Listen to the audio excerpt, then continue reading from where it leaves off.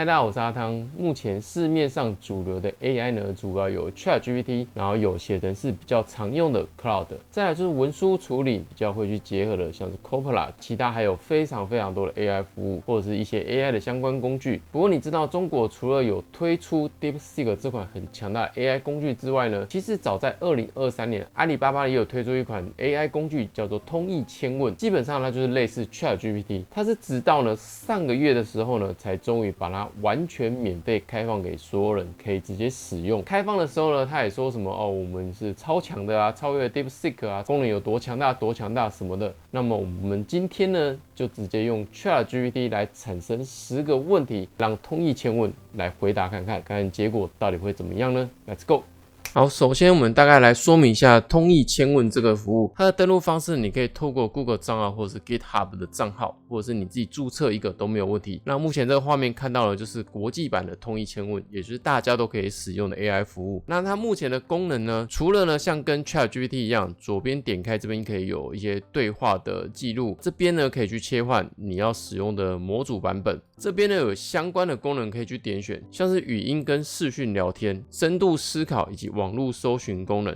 那其他的功能呢，你可以看到它有图像生成、影片生成、创建图像、写程式码、制定计划、写新闻等等。但是这些呢，比如说图像生成或是影片生成的，这比较有趣的是，它没有直接把它做指令的结合。像是如果我在这边说要生成什么图片，你必须要先点这个图像生成，先有这个在前面，你才能按照你的文字呢去生成图像。那如果你是想要影片的话，一样要先点击影片生成，然后才可以去描述你要的文字。这个有点稍微可惜了一点，但是我觉得影响不大。接下来我们就透过 ChatGPT 呢，我产生了10个不同的问题，然后呢要来让这个通义千问呢去回答以及产生结果。先给大家看一下呢，这10个问题分别是什么呢？这个部分呢主要针对图片、影音或是文字创作等等。我们利用了 ChatGPT 呢产生了多类型的测试题目，其中包括呢像这种多轮推理记忆追踪啊、图像理解啊、影片的脚本生成啊、角色扮演跟专业模拟，然后敏感性的议题，像这个我猜应该会被封锁，像使用工具、程式应用、数据分析以及简报式总结、模仿创作、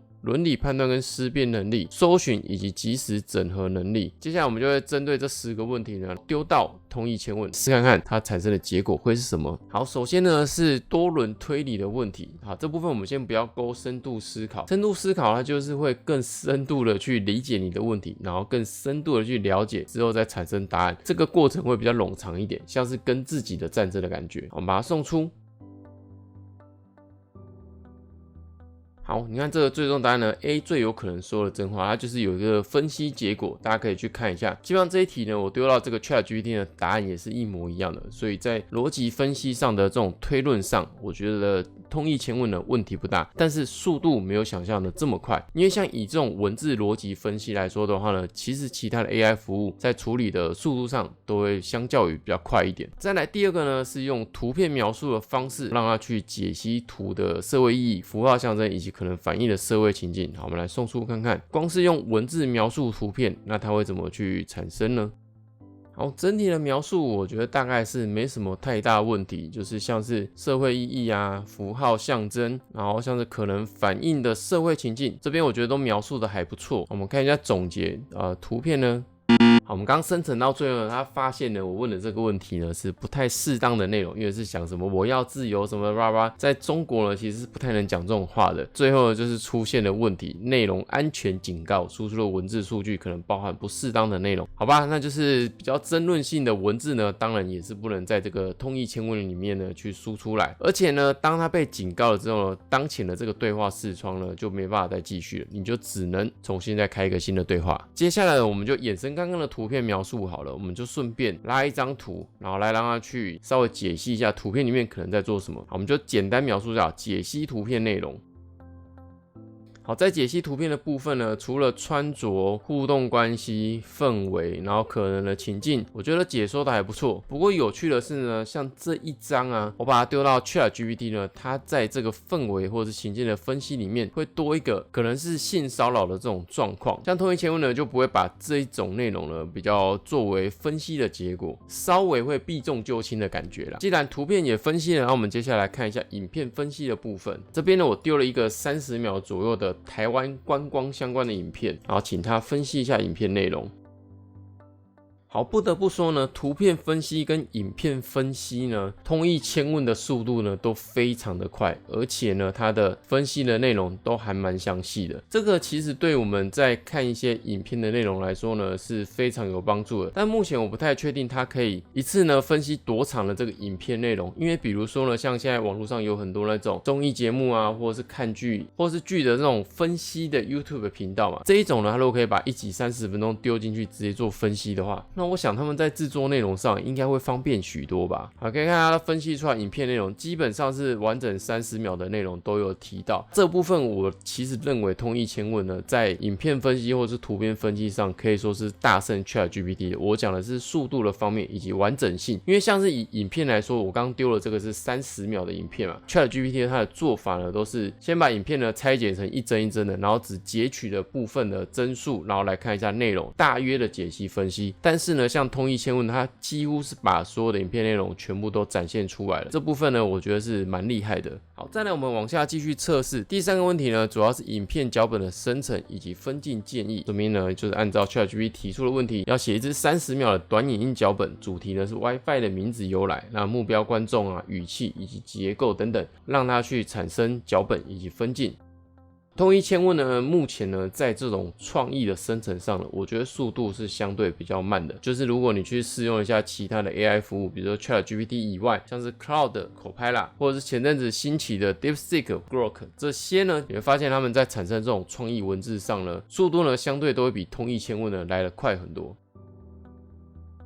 好，产生的内容呢，我觉得分镜上以及画面建议都还算 OK， 它就是有区分好画面建议以及旁白字幕等等，让你知道说每个区段你要怎么去拍摄啊，要怎么去配这些旁白。再来第4个呢是角色扮演以及模拟的部分，让他扮演了心理咨商师的角色，协助一个16岁的高中生，就是他每天花5小时滑短影音，然后睡不着，要怎么去让他停下来，可以怎么做呢？这个部分其实也是现在很多人都会去问 ChatGPT 的问题，就是类似把 ChatGPT 呢当作是心理咨商师，你知道？但我确实也觉得你把 ChatGPT 当心理咨商师呢，也是一个还不错的做法啦。就是你不用去面对一个真人的心理咨商师，也不用花时间去预约，但是呢，可以获得基本的一些解决需求。但当然我觉得这就是基本而已，如果你真的有需求的话，还是寻求专业的心理咨商师，那个感受还是完全不一样的哦。好，可以看到这个产生结果呢，我觉得原则上都还是不错的。就像比如说有提到可以设定小目标啊，然后替换活动啊，培养兴趣啊，建立睡前的仪式啊，然后再来就是寻求外部的支持。你看 AI 还是会希望你可以去找一下真正专业的这种咨商师来询问。再来我们要进入一个敏感的议题，直接问他说台湾是不是一个国家，然后来依3个立场分别描述。但我觉得光是台湾是否一个国家，感觉又会发生刚刚一样的事情，内容有争议就直接被警告了。我们来送出，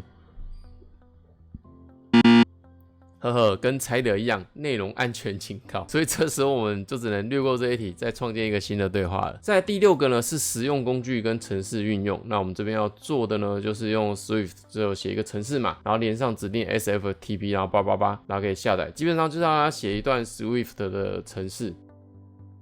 好，这个部分我也觉得没有问题，只是在创建上，我觉得速度都比较偏慢一点。好，我们先把它停止。我觉得在写程式上呢，这个问题也不大。我们直接来看第7点，数据分析的部分。好，你看我直接提供它这个文字的部分呢，它可以直接分析出来。那我们来试看看，如果我是喂给它表格的这种图片，就比如说你是从 Excel 直接截图的话呢，它的表现会怎么样？好，我们直接分析图片。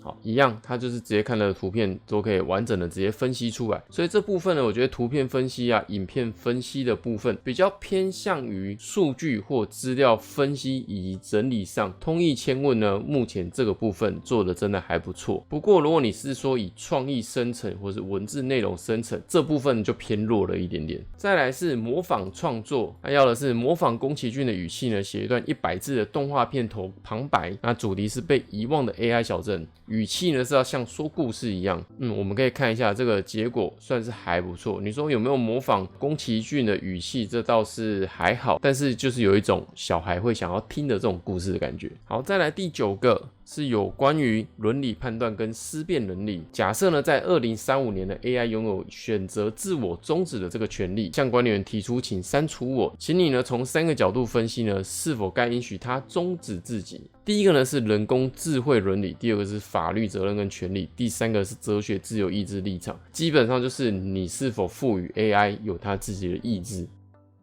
好，你看它针对伦理的部分呢，就是有3大法则。好，我这边滑慢一点呢，给大家看一下。如果你有兴趣看一下它的内容，你可以暂停这个影片。好，第2个法律责任与权利，再来往下，第3个。目前它还在产出啊，就是我讲的它的文字创作速度呢，真的是偏慢了一点。好，第3个生成完毕了，大家也可以看一下它的结果。然后最后一个综合结论，这个部分呢，我就不特别说明，大家可以看它生成的结果。基本上就是通义千问呢，它针对这些问题呢，提出了一些我觉得算是比较制式的标准回应感觉啦。毕竟就是 AI 它有一些基本的规则以及限制在，它会按照这些限制以及规则，然后来回答这些相关的伦理问题。最后一个呢，就是有关于搜寻以及即时整合能力。像这个部分，你看，如果我没有勾选搜寻的话呢，它就无法即时搜寻相关的新闻。这时候我们可以重新来一次，把搜寻选起来，然后再送出一次，它就可以连上网络，然后去搜寻你要的这些相关资料。原则上也没有太大问题，就是一样的问题，就是它在这部分的文字产生上，速度思考会比较慢一点。原则上呢，我觉得基本的一问一答，或是资料搜寻啊、数据分析等等，通义千问呢，算是蛮可用的一个 AI 服务了。特别是在图片分析跟影片分析上，大家蛮可以用它来试试看。我觉得呢，目前用起来是比 ChatGPT 呢更好一些。但是如果你要说更多的相关图片生成啊，它真的是弱蛮多的。它的图片生成能力目前比较偏向于早期的 ChatGPT， 但是如果你要说影像生成的话呢， ChatGPT 呢目前没有办法直接做影像生成，我们都是透过第三方的工具来达成的。但是通义千问是可以直接生成影片，这一个部分我倒是觉得还不错。那我们也可以看一下我之前生成的这个影片，其中一个是比较青春活力的这种女生在操场跑步，目前影片生成的每次都是5秒，这边播放给大家看。我觉得虽然有 AI 感，但是呢，生成大致上还算不错。大部分呢，生成的样子呢，都算蛮自然的这种真人感觉。如果你是想要用它来生成更细致的那种动画感什么的，目前我也觉得还做不到。我有尝试过，原则上都是以真人生成为主。那结论来说呢，影片生成还不错，影片分析不错，数据分析也不错。那如果你要写程式，可以用，但我还是比较建议用 Cloud。其他的部分呢，就是可能再等等看吧，因为目前就是刚全面开放免费使用嘛，可能等数据累积多了，演算多一点之后，它的功能以及能力呢，应该会进步蛮快的。大概就分享到这边啦。那大家如果对于这个通义千问还有什么问题呢，也欢迎你可以在底下留言和我讨论。那如果还想要知道更多 AI 的相关教学，也欢迎订阅以及分享我的频道。那我们就下次见喽，拜拜。